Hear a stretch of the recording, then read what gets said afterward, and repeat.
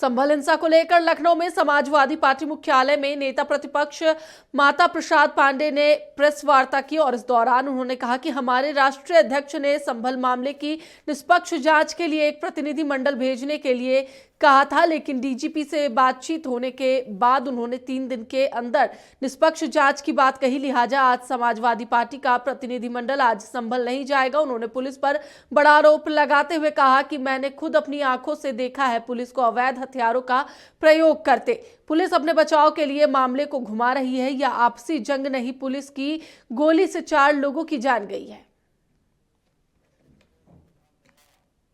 ये हमने कहा है, हमने हमारे घर पर जो पूछने गए थे तो मैंने कहा हकीकत यह है पुलिस बहुत, आप इनके कार्यकलापों को बहुत दिनों से देखते आ रहे हैं। जब ये गोली चलाने की बात करते हैं तो सरकारी बंदूक से गोली कम चलाते हैं।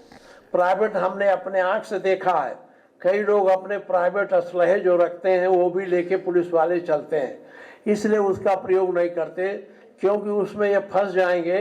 सरकारी गोली बरामद हो जाएगी, सरकारी बंदूक बरामद हो जाएगी, पता चल जाएगा तो इसमें सीधे मुलजिम बन जाएंगे।